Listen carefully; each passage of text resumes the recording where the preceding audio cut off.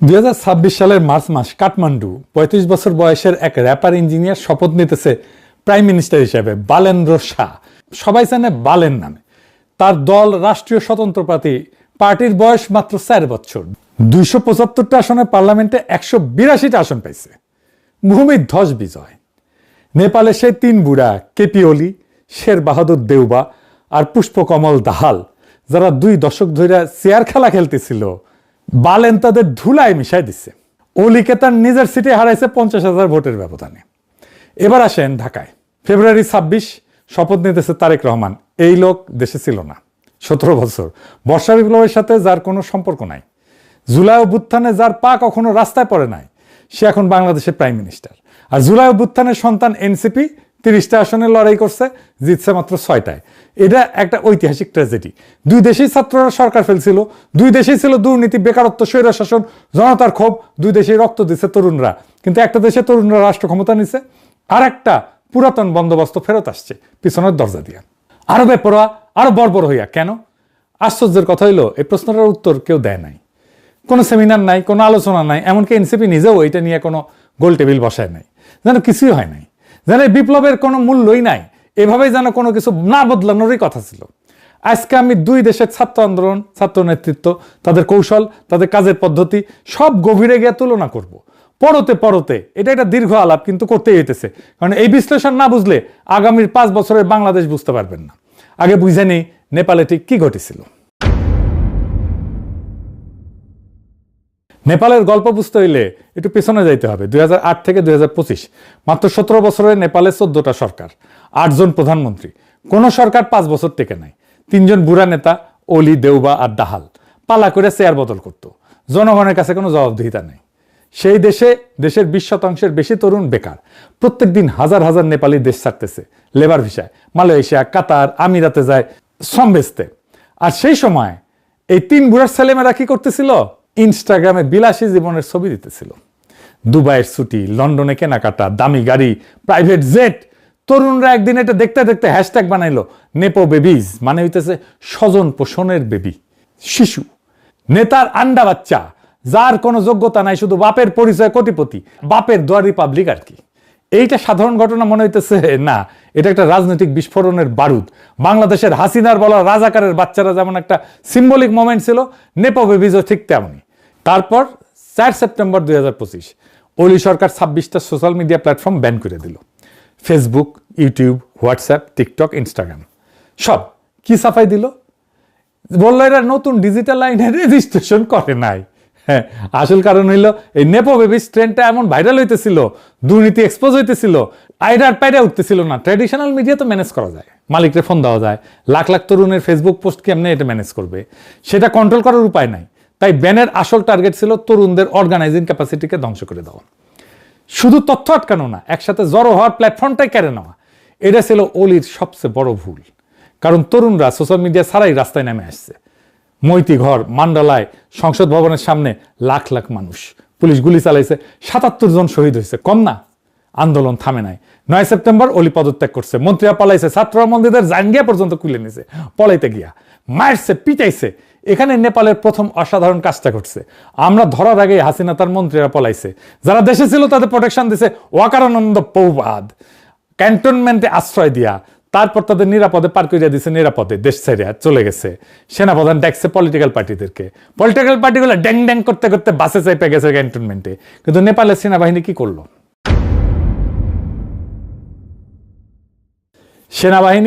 সেনাপ্রধান গেছে আন্দোলনকারীদের সংগঠন হামি নেপালের কাছে, জিজ্ঞেস করছে তোমরা ইন্টারিম নেতা হিসেবে কাকে চাও? সেনাপ্রধান জিজ্ঞেস করতেছে, নিজে কাউকে বসাই দিতেছে না।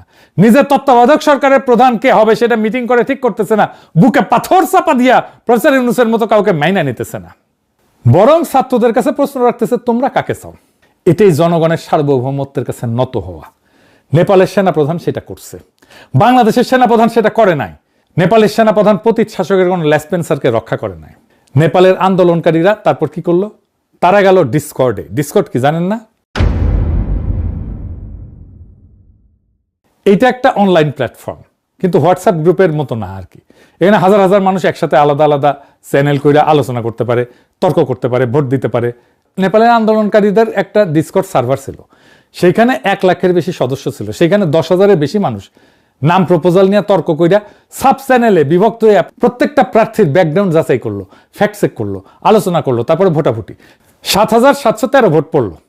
সুশীলা কার্কি সাবেক প্রধান বিচারপতি পাইল 3,833 ভোট, 50% ভোট। 12 সেপ্টেম্বর শপথ নিলেন। নেপালের ইতিহাসে প্রথম নারী সরকার প্রধান। এটা পৃথিবীর ইতিহাসে প্রথম ডিজিটাল ডেমোক্রেসি দিয়ে একটা দেশের ইন্টারিম লিডার নির্বাচিত হইতেছে। আর কার্কিকে দেওয়া হইল একটাই ম্যান্ডেট, 6 মাসে নির্বাচন করাও, আর কিছু না। কোনো সংস্কার কমিশন না, কোনো চার্টার না, কোনো গণভোট না, শুধু একটা কাজ, ডেলিভারির 5 মাস পরে 5ই মার্চ 2026 নির্বাচন হইল। ফলাফল ভূমিকম্প। বালেনের দল 182, নেপালি কংগ্রেস দেউবার দল 38, সিপিএন ইউএমএল ওলি 25, মাওবাদী বুড়াদাহাল 17। কাঠমান্ডু ভ্যালির 15টা আসনে 15টাই আরএসপি মানে তরুণরা। ওলি তার নিজের সিটে হারল। 35 বছরের বালেন নেপালের ইতিহাসের সবচেয়ে তরুণ প্রধানমন্ত্রী। এইটা একটা সম্পূর্ণ রিপ্লেসমেন্ট, শুধু মুখ বদলানো না, পুরো জেনারেশন বদলানো। এখন আসেন বাংলাদেশে। বাংলাদেশে কি ঘটেছিল আর কি ঘটে নাই? বাংলাদেশেও তো বিস্ফোরণ হয়েছিল, আমরা সবাই জানি, আমরা সবাই তার পার্ট। ছোট ঘটনা ছিল না। 15 বছরের ফ্যাসিবাদী শাসন ছাত্ররা ভাঙা ফেলছিল, শত শত মানুষ জান দিছে। আবু সাইদ বুকচিতায় দাঁড়ানোর ছবিটা মনে আছে না? ওই একটা ছবি সারা দেশ কাঁপাই দিছিল। রংপুর থেকে চট্টগ্রাম, প্রাইভেট বিশ্ববিদ্যালয় থেকে গ্রামের কলেজ, একটাই কথা ছিল সবার মুখে, এই ব্যবস্থা মানি না, লাখো শহীদের রক্তে কেনা দেশটা কারো বাপের না। হাসিনা পলাইলো। 5 আগস্ট 2024 প্রফেসর ইউনূসকে অন্তর্বর্তী সরকারের প্রধান বানানো হইল। কমিশন বসলো, সরকার সংস্কারের কথা শুরু হইল। তারপর 1.5 বছর চুপ। অবশেষে 12 ফেব্রুয়ারি নির্বাচন হইল। ফলাফল আমরা জানি। যে এলাকাগুলোয় জুলাই আন্দোলনে আগুন সবচেয়ে বেশি ছুঁইছিল, রংপুর, রাজশাহী, খুলনা, সেইখানে জামাত এনসিপি জোট সুইপ করছে। আবু সাইদের রংপুরে প্রত্যেকটা আসন জোটের। ঢাকায় অবিশ্বাস্য ভালো করছে, এমনকি গুজব আছে তারেক রহমান নিজে ঢাকার তার সিটে হারছিল। পরে ইলেকশন ইঞ্জিনিয়ারিং দিয়ে জিতাইয়া দেওয়া হয়েছে। এর মানে কি? মানে হইলো, যেখানে মানুষ বিপ্লবকে হৃদয়ে ছুঁইছে, সেখানে রক্তের দাগ এখনো শুকায় নাই। যেখানে রক্তের দাগ এখনো শুকায় নাই, সেখানে মানুষ পুরাতন দলকে রিজেক্ট করছে সরাসরি। তাইলে বাকি দেশ কেন পারে নাই? এইখানে আসল গল্পের শুরু। 6টা কারণ, প্রত্যেকটা স্ট্রাকচারাল, প্রত্যেকটা অ্যাভয়েড করা যাইতো, কিন্তু প্রত্যেকটাই ঘটছে। ছাত্রদের নানাভাবে এই কথা বলা হয়েছে, আমি আমার ভিডিওতে বলছি, বারবার বলছি, শোনে নাই। প্রথম কারণ কি ছিল? নেপালের আরএসপি গঠন হয়েছিল 2022 সালে, আন্দোলনের 3 বছর আগে। 2022-এর নির্বাচনে 4র্থ বৃহত্তম দল হিসেবে পার্লামেন্টে ঢুকে গেছিল, মন্ত্রিসভাতে ছিল কিছুদিন। আর বালেন শাহ 2022-এ স্বতন্ত্র প্রার্থী হিসেবে কাঠমান্ডুর মেয়র হয়েছিল 60,000 ভোটের ব্যবধানে। 3 বছর মেয়রগিরি করছে, দুর্নীতি কমাইছে, রাস্তা ঠিক করছে। কাঠমান্ডু শহর দৃশ্যমানভাবে বদলাই গেছে। মানুষ দেখছে এই লোক কথা বলে না, কাজ করে। 2025-এ জেনজি আন্দোলন হওয়ার সময় বালেনরে কিছু বানানো লাগে নাই, গাড়ি রেডি ছিল, শুধু চাবি ঘুরাইছে। ডিসেম্বর আরএসপিতে যোগ দিছে, রাতারাতি আন্দোলনের রাজনৈতিক মুখ হয়ে গেছে। এখন বাংলাদেশের গল্প শুনি। এনসিপি গঠন হলো ফেব্রুয়ারি 2025-এ, জুলাই বিপ্লবের 7 মাস পরে। নির্বাচনে 12 মাস আগে। কোনো নির্বাচনে অভিজ্ঞতা নাই, কোনো গভর্নেন্স ট্র্যাক রেকর্ড নাই, নাহিদের কোনো প্রশাসনিক অভিজ্ঞতা নাই, কারোই নেই, আসিফেরও নাই। মন্ত্রী যতদিন ছিল কোনো দৃশ্যমান আইকনিক সাকসেস নাই। ভোটার, প্রোটেস্ট হিরো আর গভর্নিং লিডারের মধ্যে পার্থক্য বোঝে। গাড়ি বানাইতে বানাইতে রেস শুরু হয়ে যাওয়ার মতো আর কি। আমি নিজে 6 আগস্ট থেকে বারবার বলছিলাম, বৈষম্য বিরোধী ছাত্র আন্দোলনকে একটা সাংগঠনিক কাঠামো দেন, দল বানান। এটা শুধু আমার কথা না, অনেকেই বলছে, আমাদের বন্ধুরা বলছে, সিনিয়র বুদ্ধিজীবীরা বলছে, কেউ শোনে নাই। কারণ তখন ছাত্রদের ইগো আকাশে, তারা বিপ্লব কইরা ফেলছে, হাসিনাকে হটায় ফেলছে, সরকারে বসছে। এরা আর কারোর সাথে পরামর্শ করবে কেন? অহংকার এমন জায়গায় পৌঁছাইছিল যে আমাদের বন্ধুদের মুখের উপর কইছিল, আপনারা এত বুঝেন, ক্ষমতায় যাইতে পারেন নাই কেন? তারপর তাদের সে আকাশ ভরা ইগো, আকাশ ভরা তারা হয়ে গেছে। এই অহংকার যে বিপ্লবকে হজম করছে, সেটা কেউ তখন বোঝে নাই, আজকেও বুঝছে কিনা জানি না। দ্বিতীয় কারণ হইতেছে সময়ের অঙ্ক। 6 মাস আর 18 মাস। নেপালে আন্দোলন থেকে নির্বাচন 6 মাস। মানুষের ক্ষোভ তখনও টাটকা, রক্ত শুকায় নাই, কেউ ভোলে নাই কে গুলি চালাইছিল। সেই রাগ সরাসরি ব্যালট বাক্সে গেছে। বাংলাদেশ আন্দোলন থেকে নির্বাচন 18 মাস। এই সময় কি হয়? মানুষের মনোযোগ সরে যায়, প্রফেসর ইউনূসের সরকারের কথা কেউ শোনে না। প্রত্যেকদিন একটার পর একটা আন্দোলন। বিএনপি নিজেই কত আন্দোলন করছে, সিটি কর্পোরেশনে তালা লাগাই দিছে, সেক্রেটারিতে আন্দোলন করছে, যমুনার সামনে প্রত্যেক দিন আল্লাহর ওয়াস্তে একটা করে বিক্ষোভ। একটা সিটি কর্পোরেশন যদি একদিন না চলে, আপনার নাগরিক সেবা চলবে? নগর তো স্তব্ধ হয়ে যাবে। গভর্নেন্স ফেল করছে।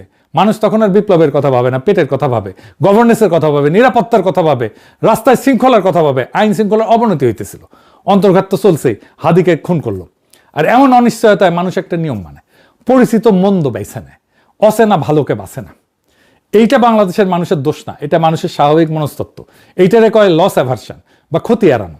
মনে যখন ভয় থাকে যে সব হারাইবো, তখন কমপক্ষে আগেরটা তো চেনা, ওর দুঃশাসন তো দেখছি, তো সেই দুঃশাসন তো আমি সহ্য করতে পারছি, তো এর চাইতে তো আর খারাপ হবে না, এই লজিক কাজ করে। যদিও একটা সতর্কতা, বিএনপি বিপ্লব বিরোধী শক্তি না, ইলেকশনে বিপ্লব পক্ষের যে সমস্ত শক্তি লড়াই করছে তারাই জিতছে। যদিও আমরা সবাই দেখতেছি বিএনপি জুলাইকে ধারণ করে না, ইলেকশন আগে হইলেও সম্ভবত বিএনপি জিততো, তবে ছাত্ররা বেটার পজিশনে থাকতো, আরো আসন বেশি পাইতো। এইবারের তৃতীয় কারণ, বিএনপির অর্গানাইজ সাবোটাজ। বিএনপি শুধু অপেক্ষা করে নাই, বিএনপি সক্রিয়ভাবে অন্তর্বর্তী সরকারকে ব্যর্থ করছে, সক্রিয়ভাবে কাউন্টার রেভলিউশনারি কাজ করছে। কি কি করছে বিএনপি? আগেও বলছি, ঢাকা সিটি কর্পোরেশন অচল করে রাখছে, সচিবালয় আন্দোলন করছে, প্রত্যেকদিন একটা ইস্যু, প্রত্যেকদিন একটা জ্যাম। এখন একটা জায়গায় দেখেন নির্বাচনের পরে এইসব আন্দোলন কোথায় উদা হয়ে গেছে, একটাও নাই, জাতিগুলোর মতো উড়ে গেছে। কারণ আন্দোলনগুলো কখনোই জনগণের দাবির আন্দোলন ছিল না, বিএনপি করতো। এগুলো ছিল ইউনিট সরকারকে ডিস্টেবিলাইজ করার টুল। 2 নাম্বার, স্থানীয় সরকার নির্বাচন আটকাই দিছে। প্রফেসর ইউনূস স্থানীয় সরকার নির্বাচন দিতে চাইছিল, বিশ্ববিদ্যালয় ছাত্র সংসদ নির্বাচন দিতে চাইছিল, বিএনপি হইতে দেয় নাই। আওয়ামী লীগের চেয়ারম্যান মেম্বার সবাই পালাইছে, স্থানীয় সরকার তো এরাই চালাইতো। তৃণমূলের রাজনীতি, সমাজের নিয়ন্ত্রণ, ছোটখাটো বিচার সবাই তার হাতে ছিল। সেই পুরা স্ট্রাকচার ভেঙে পড়ছিল। নতুন লিডারশিপ দরকার ছিল, নতুন মুখ দরকার ছিল, নতুন শক্তি দরকার ছিল, বিএনপি সেটা হইতে দেয় নাই। কেন? কারণ স্থানীয় নির্বাচন হইলে কি হইতো? জামাত এনসিপির মাঠ পর্যায়ে একটা বেস তৈরি হইতো, ইউনিয়ন পরিষদ, পৌরসভা, উপজেলায় নতুন মুখ আসতো যারা বিপ্লবের পক্ষের। ছাত্র সংসদ নির্বাচন হলে কি হইতো? বিপ্লবের পক্ষের ছাত্ররা একটা ইনস্টিটিউশনাল ভিত্তি পাইতো। ব্যাপারটা কেমন হইতো সেটা ছায়া তো আমরা দেখছি, ডাকসু, চাকসু, রাকসুতে শিবিরের বিজয় থেকে। সেটা যদি পুরা দেশের ইউনিয়নে হইতো, কি হইতো ভাবেন? বিএনপি এটা জানতো। তাই ইন্টারমিডিয়েট ইনস্টিটিউশন তৈরির আগেই জাতীয় নির্বাচন চাইতেছিল। সিভিল মিলিটারি ব্যুরোর কাছে ভয় পেয়ে গেছে যে এইখানে Awami League, BNP, India West এক হয়ে গেছে, এই রে ব্যাপার বুঝি জামাতে ইসলাম ক্ষমতায় চলে আসলো। বিএনপির তো একটা ক্যাডার নেটওয়ার্ক আছে, তার সাথে আওয়ামী লীগের মাঠের কর্মীরা যুক্ত হয়েছে। ছাত্রলীগ, যুবলীগ সব বিএনপিতে ভিড়ে গেছে। আমিও দেখাইছি অনেক ভিডিওতে, বিএনপির ক্যাম্পেইন করতেছে, নিজেরাই বলতেছে আমরা আওয়ামী লীগ, এখন বিএনপি হয়েছি। সকল বাংলাদেশের আনাচে কানাচে যত শ্রমিক আছে তাদের ন্যায্য অধিকার সফল হোক। আমরা চাই নিজেদের নয়, আমরা চাই অধিকার, অধিকার, অধিকার। জয় বাংলা। ধন্যবাদ, ধন্যবাদ। বাংলাদেশ জিন্দাবাদ, জাতীয়বাদী। এই বিএনপির মাঠের লোকের অভাব হয় নাই, ইউনিয়ন পর্যায়ে সংগঠন আছে, কিন্তু 1 বছর পুরনো এনসিপির সেটা নাই। এটা একটা ক্লাসিক কাউন্টার রেভলিউশনারি কৌশল। এটা আমার কথা না, ইতিহাসে বারবার এটা দেখাইছে। বিপ্লবের পরে 2টা জিনিস একসাথে রেস করে, এক নতুন শক্তির ইনস্টিটিউশন বিল্ডিং, 2 পুরানো শক্তির কামব্যাক। যে আগে শেষ করে সেই জেটে। 2 শক্তির কাজ কি? স্থানীয় নির্বাচনে জিতে বেস বানানো, ছাত্র সংসদের নিজে ক্যাম্পাস দখল করা, মাঠে ক্যাডার তৈরি করা, এটা সময় লাগে। পুরোনো শক্তির কাজ কি? এই বেস বানানোর আগেই জাতীয় নির্বাচনে নিয়ে যাওয়া, যেখানে তাদের আগে থেকে থাকা 35 বছরের নেটওয়ার্ক কাজ করবে। বিএনপি ঠিক এইটাই করছে। ইন্টারমিডিয়েট ইলেকশন সব আটকাইছে, স্থানীয় নির্বাচন না বলছে, ছাত্র সংসদ না বলছে, জাতীয় নির্বাচনের দিকে ঠেলা দিছে। মানে বিপ্লবের শক্তিকে শিকড় গজনের সময় দেয় নাই, গাছ বড় হওয়ার আগে উপড়ে ফেলছে। এটা কাউন্টার রেভলিউশন, সামনে থেকে লড়াই না, সময়কে অস্ত্র বানায়। ফ্রান্সে 1789 সালে বিপ্লব হইল, জনগণ রাজতন্ত্র উৎখাত করলো, কিন্তু বিপ্লবীরা নিজেদের মধ্যে বিভক্ত হয়ে গেল।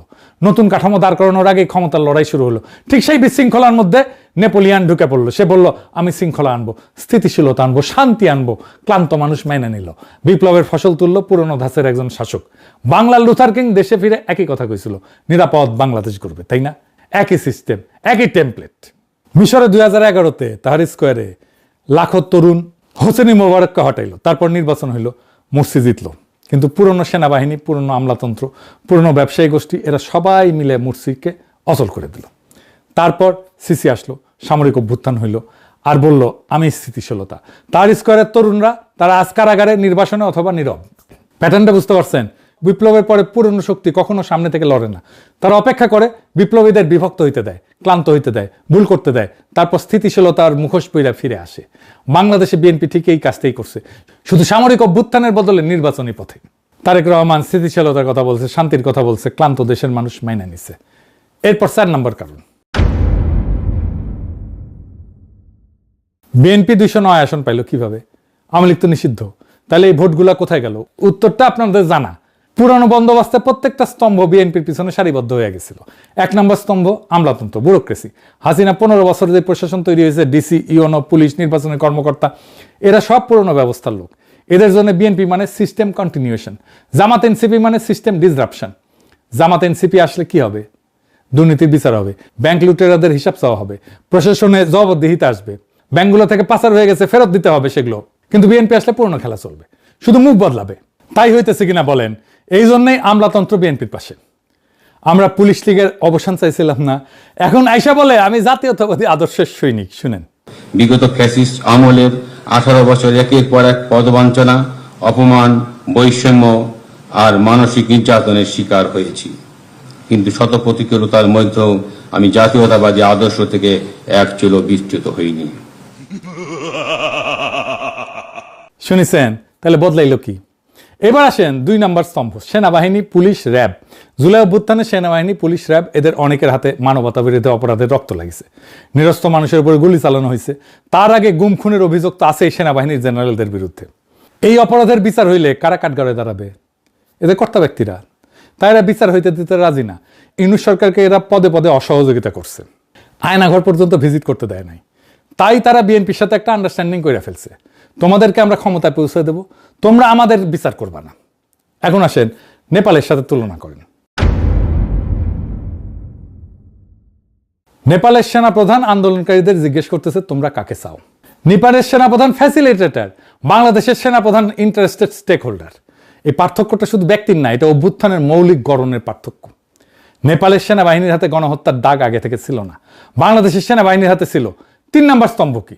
এলিট স্ট্যাবলিশমেন্ট, ব্যবসায়ী গোষ্ঠী, সুশীল সমাজের একাংশ, মিডিয়া, এমনকি ইউনূস সরকারের উপদেষ্টা পরিষদের অনেকে। এরা ভিতরে বৈশা বিপ্লবের এজেন্ডাকে দুর্বল করছে, বিএনপির সাথে একটা ব্রিজ রেখা দিচ্ছে, সিগন্যাল পাঠাইছে আমরা তোমাদের পক্ষে আছি। নির্বাচনের পর বিএনপি এদের পুরস্কৃত করছে। এই যে খলিলুর রহমান, সে প্রত্যেকটা কন্ট্রাক্ট হয়েছে, তাদেরকে বলছে তারেক রহমানের সাথে যান, আমি নিয়ে যাইতেছি, নিয়ে গেছে। সেই জন্য তো তারা পররাষ্ট্রমন্ত্রী বানাইছে। নির্বাচনের পর বিএনপি এদের পুরস্কৃত করছে, নতুন সরকারের জায়গা দিচ্ছে।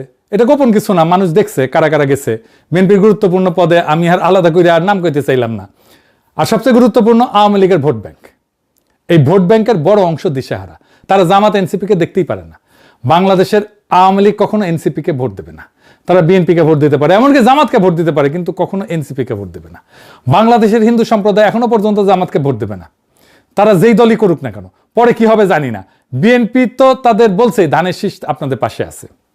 নৌকার যে কান্ডারি, যে মূল মাঝি, ও নৌকার সবগুলোকে ফেলে দিয়ে পাড়ায় চলে গেছে,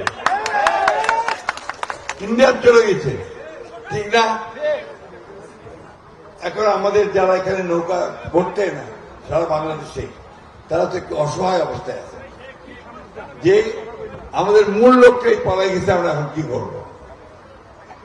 তো সেই জায়গায় আমি আপনাদেরকে এইটুকু আশ্বাস দিতে পারি যে আপনাকে হতাশ হবেন না, ধানের শীষ আপনাদের পাশে আছে, আমরা আপনাদের পাশে আছি।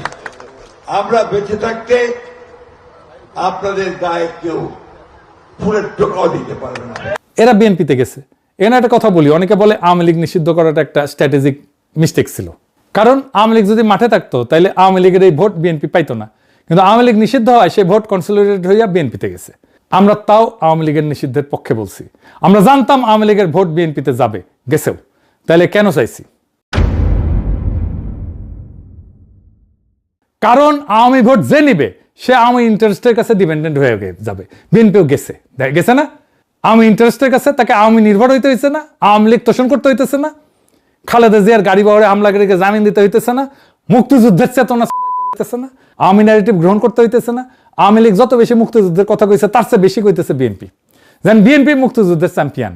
হ্যাঁ, ওই যে আছে না, শুনি বিবরণ কোদে তিনি কন, মারিয়া করিব খুন, বাবু যত বলে পারিষদ দলে বলে তার শত গুণ, সে শত গুণ বলে পারিষদ হইয়া। বিএনপি মুক্তিযুদ্ধের কথা। আর কি হয়েছে? এই বিএনপির হিস্টোরিক ভোট ব্যাংক বিএনপি থেকে সরে আসবে, সরে আসতেছে। জামাত এনসিপি যে ভোট পাইছে তার অর্ধেক তো বিএনপির ভোট ব্যাংকের ভোট। লং টার্মে বিএনপির ক্ষতি হবে, তাই হয়েছে, আরো ক্ষতি হবে। পঞ্চম কারণ কি? এবারে ইউনূস সরকারের দিকে তাকাই। এখানে নেপালের সবচেয়ে নাটকীয় কন্ট্রাস্ট। নেপালে অনেকে ভোটাভুটি করে, ছাত্র আন্দোলনকারী ভোটাভুটি করে অন্তর্বর্তীকালীন সরকারের প্রধান নির্বাচন করছে। বাংলাদেশে হাসিনা পালানোর পরে কি হলো? কয়েকজন ইউনিভার্সিটির টিচার, কয়েকজন ছাত্র নেতা একটা ছোট্ট গ্রুপ বসে সিদ্ধান্ত নিল প্রফেসর ইউনূস। কোনো বিস্তৃত আলোচনা নাই, কোনো গণভোট নাই, কোনো ব্রেনস্টর্মিং নাই, কোনো ডিসকর্ড নাই, কোনো পাবলিক ফোরাম নাই, একদম টপ ডাউন ডিসিশন, সেনা সমর্থিত ট্রানজিশন। ফ্যাটাল মিস্টেক এটা। এটা আন্দোলনের জন্য নেপালে হাজার হাজার মানুষ ইন্টারিম নেতা বাছাই করছে, বাংলাদেশে কয়েকজন মিলে ঠিক করে দিছে। আপনি যত বেশি মানুষকে ডিসিশন নেওয়ার টাইমে ইনভলভ করবেন তত বেশি ওন করবে তারা। ছাত্ররা যাদের সাজেশন নিয়ে সরকার তৈরি করছে তারাই সবচেয়ে বেশি সমালোচনা করছে ইউনূস সরকারে, এখনো করতেছে। গণতন্ত্রের প্রথম অরিজিন স্টোরি থেকে এই সরকার ড্যামেজড। সবচেয়ে ভয়ানক ভুল, প্রফেসর ইউনূসকে কোনো ম্যান্ডেট দেওয়া হয়নি যে আমরা কি চাই, এই তালিকাটাই তৈরি হয়নি। কার কি জানতো? একটাই কাজ, নির্বাচন। ইউনূস জানতো না তার কাজ কি, সংস্কার, নির্বাচন, শাসন, নাকি তিনটাই। উনি নিজেই বলছেন আমার কথা শুনতে হবে, পরে দেখা গেল ওনার কথা কেউ শোনে না। এমন একটা প্রশ্ন আসে, তাইলে কেন দ্রুত নির্বাচন দিয়ে চলে গেলেন না প্রফেসর ইউনূস? 6 মাসে ছেড়ে দিলেই তো হতো। কারণ হইতেছে বাংলাদেশের মানুষ বিএনপিকে বিশ্বাস করে না। বিএনপি আগেও ক্ষমতায় ছিল 2001 থেকে 6, সেই সময় দুর্নীতি, হাওয়া ভবন, তারেক রহমানের 10% গল্প, খাম্বা, হাসিনা পালানোর পরে অব্যাহত চান্দাবাজি, খুন, জখম, ধর্ষণ। বিএনপি নামা বলে এই যে এখানে 271টা খুন করছে, 81টা ধর্ষণ করছে বিএনপি এই 20 মাসে। আপনারা যখন দেখবেন তখন ব্যাটছে কিনা আল্লাহ মালুম। মানুষের এটা মনে আছে তার দুঃশাসনের কথা, মানুষ জানতো দ্রুত নির্বাচন দিলে হয়তো বিএনপি আসবে আর তাদের পরিবর্তনের প্রতিশ্রুতি রাখবে না। তাই জনদাবি ছিল আগে সংস্কার হোক, তারপরে নির্বাচন হোক। এই দাবিটা যুক্তিসঙ্গত ছিল, কারণ আমরা দেখতেছি সংস্কার যা করে গেছিল ইউনূস সরকার, কোনটাই তারা রাখতেছে না, গুম অধ্যাদেশ বাতিল করে দিছে। কিন্তু সমস্যা হলো সেই সংস্কার করার সক্ষমতা ইউনূস সরকারের ছিল না। কেন ছিল না? কারণ ইউনূস সরকারের উপদেষ্টা পরিষদে বসানো হয়েছিল এমন সব মানুষদের যাদের সাথে জুলাই বিপ্লবের ন্যূনতম কোনো সম্পর্ক নাই, বিপ্লবের প্রতি কমিটমেন্ট নাই, পলিটিক্যাল ক্যাপিটাল নাই, জনভিত্তি নাই, সংগঠন নাই, রাজনৈতিক পেশি নাই, পলিটিক্যাল মাসল নাই। একজন উপদেষ্টা দেখেন তো যার ফলোয়ার আছে? নাই। কারণ এরা সব টেকনোক্র্যাট, এনজিওর লোক, তার উপরে বেশিরভাগই বুড়া। প্রফেসর ইউনূস ওনার ওয়াইফের ডাক্তারকে উপদেষ্টা বানাইছেন। হ্যাঁ, চিন্তা করেন, এরা হয়তো চিন্তাশীল বা ইন্টেলিজেন্ট মানুষ, কিন্তু এক্সিকিউটর না। ফলে কঠিন রাজনৈতিক সিদ্ধান্ত নেওয়ার সময় এরা পিছায় যেত, আর এক্সিকিউট করতে গেলে হাসিনা আমলে ব্যুরোক্রেসি বাধা দিত। কারণ সেই ব্যুরোক্রেসি কোনো কারণ নাই বিপ্লব সফল করার। আর বিপ্লবের আসল শক্তি প্রাইভেট বিশ্ববিদ্যালয়ের ছাত্রছাত্রী, তরুণ নারীরা, সোশ্যাল মিডিয়া অ্যাক্টিভিস্ট, গার্মেন্টস শ্রমিক, রিক্সাওয়ালা, দিনমজুর, মাদ্রাসা ছাত্র, আলেম, এদের কাউকে কাছে টানা হয়নি। আলেমদের মামলাগুলো পর্যন্ত তোলা হয় নাই সব। ইউনূস সরকার শুধু ছাত্রদের একটা অংশ আর টেকনোক্রেট দিয়ে চলছে। পলিটিক্যাল বেস ছিল অত্যন্ত সংকীর্ণ। অল্প বয়সী ছাত্ররা সরকারে গেছে, 27 বছরের নাহিদ, 26 বছরের আসিফ, এদের কাঁধে পুরো রাষ্ট্রের ভার। কোনো এক্সপিরিয়েন্স নাই, কোনো প্রোটেক্টিভ শিল্ড নাই, কোনো ইনস্টিটিউশনাল সাপোর্ট নাই, কোনো ম্যানেজারিয়াল ক্যাপাসিটি নাই। ছাত্রদের বাদ দেন, আমি আসিফ নজরুলকে শিখাইছি আইজেনহাওয়ার ম্যাট্রিক্স কি, কারণ উনি টাইম ম্যানেজমেন্ট করতে পারতেছিলেন না। উনি কইতেছিলেন না যে সারাদিন কাজ করেন উনি, কেন সারাদিন কেন কাজ করতে হবে একজন উপদেষ্টার? এই ম্যানেজারিয়াল ক্যাপাসিটি না থাকার কারণে প্রত্যেকটা ভুল এদের নামে চলে যেত। সাধারণ মানুষ দেখছে এরা আগের চেয়ে ভালো কিছু করতে পারতেছে না, বরং উল্টা এদের নামে দুর্নীতি, চাঁদাবাজির অভিযোগ। আমি জাজমেন্ট দেবো না, কিন্তু পারসেপশন তৈরি হয়েছে তো। আর এই পারসেপশন সামলানোর কোনো ক্যাপাসিটি এনসিপির ছিল না, কারণ আমি আগেই কইছি তারা প্রোটেস্ট ছিল, গভর্নিং লিডার না। এই দুইটা সম্পূর্ণ আলাদা স্কিল সেট। এখানে আর একটা গভীর সমস্যা ছিল, ছাত্রদের একাংশের মধ্যে একটা আত্মম্ভরিত তৈরি হয়েছিল, বিশেষ করে মাহফুজের মধ্যে। তারা মনে করতো যে বিপ্লব তারাই নির্মাণ করছে, কিন্তু বাস্তবতা কি? বাস্তবতা হইলো ছাত্ররা বারুদে আগুন ধরায় দিছিল, এটাই যথেষ্ট ছিল, এটাই ঐতিহাসিক ছিল। কিন্তু সেই আগুনকে বিপ্লবের রূপ দিয়েছে সাধারণ মানুষ, রিক্সাওয়ালা, দিনমজুর, গার্মেন্টস শ্রমিক, মাদ্রাসা ছাত্র, গৃহিণী, যারা কোনো নির্দেশনা ছাড়াই রাস্তায় নেমে আসছিল। এরা তো ছাত্র নেতাদের নির্দেশে আসে নাই, নিজের তাগিদে আসছে। এটা ছিল একটা লিডারলেস এক্সপ্লোশন, এবং সেটাই ছিল এর সবচেয়ে বড় শক্তি। কিন্তু ছাত্র নেতারা মনে করলো এটা তাদের নেতৃত্বের ফসল। এই ভুল ধারণা থেকে তারা নিজেদের বিপ্লবের মালিক ভাবলো। আর মালিকানা বোধের পরিণতি কি? অন্যদের শেয়ার দিতে অনীহা, পরামর্শ নিতে অনিচ্ছা, নিজের ভুলকে অ্যাডমিট করতে অক্ষমতা। ইউনূস সরকার ব্যুরোক্রেসিকে সামলাইতে পারে নাই, যদি এটা সামলানো 1-2 এর ব্যাপার ছিল। এই টেকনোক্রেটরা ল অফ অ্যাডমিনিস্ট্রেশন বোঝে, কিন্তু পলিটিক্যাল পাওয়ার বোঝে না। পলিটিক্যাল পাওয়ার মানে কাকে ভয় দেখায়, কাকে বন্ধু বানাইতে হবে, কোথায় চাপ দিলে কোন জিনিস ব্যাড হবে, কার বিরুদ্ধে শাস্তির ভয় দেখাইলে লাইনে আসবে। এইটা বিএনপি বোঝে, আওয়ামী লীগ বোঝে, ইউনূস সরকার বুঝতো না, জামাত এনসিও বুঝে না। ফলে স্থানীয় পর্যায়ে সোশ্যাল কন্ট্রোল যেটা ভ্যাকুয়াম পড়ছিল সেটা পূরণ করছে বিএনপির ক্যাডাররা। এবার আসেন 6 নম্বর কারণ। নেপালে কোনো দলের ইনস্টিটিউশনাল গ্রিপ বাংলাদেশের মতো গভীর ছিল না। মানে প্রশাসনের মধ্যে দলের ক্যাডার ছিল না কারোই। 14টা সরকার, 8টা প্রধানমন্ত্রী হয়, কোন দল 5 বছর থেকে না, তাহলে 3টা বড় দলের মধ্যে ভোট ছড়ানো ছিল, ক্যাডার নেটওয়ার্ক দুর্বল ছিল, তাই নতুন দলের জন্য জায়গা ছিল। বাংলাদেশে আওয়ামী লীগ আর বিএনপি 56 বছর ধরে পালাক্রমে শাসন করছে। প্রত্যেক ইউনিয়নে, প্রত্যেক ওয়ার্ডে, প্রত্যেক বাজারে 2 দলের লোক আছে। ছাত্রদল, ছাত্রলীগ, বিশ্ববিদ্যালয় থেকে ইউনিয়ন পর্যন্ত একটা ফিডার সিস্টেম তৈরি করছে। এই ডুওপলি এটা ভাঙা সহজ কাজ না। আওয়ামী লীগ নিষিদ্ধ হয়, সে ভোট ব্যাংক তৃতীয় শক্তিতে না যায় বিএনপিতে কনসলিডেট করছে। দুই দেশে দুইটা আলাদা চক্র। নেপালে কাজ করছে ভার্চুয়াস সাইকেল, দ্রুত নির্বাচন, রাগ ঠান্ডা হয় নাই, ক্ষোভ ঠান্ডা হয় নাই, পুরনো দলের স্যাবোটাজের সময় নাই, রেডিমেড দল আছে, প্রুভেন নেতা আছে, ফ্র্যাগমেন্টেড পার্টি সিস্টেমে নতুন দলের জায়গা ছিল, ভোটে জিতছে। বাংলাদেশে কাজ করছে একটা ভিশাস সাইকেল। ইউনুসের কোনো ম্যান্ডেট নাই, তাকে নির্বাচন করার সময় কোনো আলোচনা হয়নি, দীর্ঘ অন্তর্বর্তী পর্ব, মানুষ বিএনপিকে বিশ্বাস করে না, কিন্তু সংস্কারের সক্ষমতা নাই, বিএনপির অ্যাক্টিভ স্যাবোটাজ, স্থানীয় নির্বাচন, ছাত্র সংসদ আটকানো, নতুন শক্তির বেস তৈরি হয় নাই, সরকারে যাওয়া ছাত্ররা গভর্নিং ইমেজ তৈরি করতে ব্যর্থ হয়েছে, আত্মম্ভরিতায় বিপ্লবের বিস্তৃত ভিত্তকে কাছে টানে নাই, সেনাবাহিনী, প্রশাসন, এলিট সবাই বিএনপির পিছনে দাঁড়াইছে, আওয়ামী লীগ নিষিদ্ধ হয়, ভোট কনসলিডেট হয়েছে, বিএনপিতে গেছে, মোমেন্টাম শেষ, পুরনো দল দিচ্ছে। এটা একটা ধারাবাহিক সেন। একটা লিগ ভাঙলেও ফলাফল ভিন্ন হইতো। তাইলে বাংলাদেশ কি হাইরা গেছে? না, বাংলাদেশের বিপ্লব হারে নাই, বিপ্লবকে হারানো হয়েছে। এটা কোনো ন্যাচারাল ফেইলিয়র না, এটা একটা অর্গানাইজড কাউন্টার রেভলিউশন। বিপ্লব শেষ হয় নাই, বিপ্লবের প্রথম অধ্যায় শেষ হয়েছে। প্রথম অধ্যায়ে আমরা ফ্যাসিবাদ উপড়াইছি, দ্বিতীয় অধ্যায়ে আমাদের নতুন রাষ্ট্র করতে হবে। দুই অধ্যায়ের স্কিল আলাদা। প্রথম অধ্যায়ে লাগছে সাহস, দ্বিতীয় অধ্যায়ে লাগবে ধৈর্য। সাহস আপনাদের ছিল আমি মানি, কিন্তু ধৈর্য থাকবে তো। দ্বিতীয় অধ্যায়ের কলম এখনো তরুণদের হাতেই আছে, কিন্তু কলম থাকলেই লেখা যায় না, ইতিহাস সেটা শিখাই দিছে। তারা কি লিখবে, নাকি কলম হাতে বিলাপ করতে করতে আর একটা কলমধারী তাদের জায়গা নিয়ে নেবে? এই প্রশ্নের উত্তর তাদেরকেই দিতে হবে। আমাদের কাজ, আমরা দেখে যাব, আলোচনা করব, ভুল দেখাই দেব, এবং যখন তারা ঠিক পথে আসবে পিছনে দাঁড়াবো, সমর্থন করব। বাংলাদেশ তো জাগতেছে। নাসিরউদ্দিন পাটোয়ারিকে দেখেন, যেখানে যাইতেছে জনসমুদ্র হইতেছে। এখন সেই সবচেয়ে জনপ্রিয় তরুণ নেতা। মানুষ আসতেছে, ভরসা করার মতো নেতা চাইতেছে। তারা নাসিরউদ্দিন পাটোয়ারিকে পাইছে, পাইয়াই তাকে আঁকড়ায় ধরতেছে। এইভাবেই যারা যাবে তাদেরকে আঁকড়ায় ধরবে। সারা বাংলাদেশকে জাগাইতে হবে এভাবেই। সেটাই আমাদের আজাদি, সেটাই আমাদের বিপ্লবের পূর্ণতা। ইনকিলাব জিন্দাবাদ।